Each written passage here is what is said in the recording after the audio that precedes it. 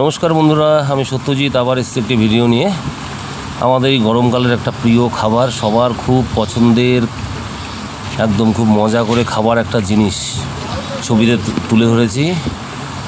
এত গরম, এই গরমের সুন্দর একটা আস্বাদ এই ফলটির মধ্যে আছে। আপনারা বলুন তো এটা কি ফল, আর ভিডিওটি কে কোথা থেকে দেখছেন অবশ্যই জানাবেন কমেন্টে, আমি তাদের ধন্যবাদ দিতে পারবো।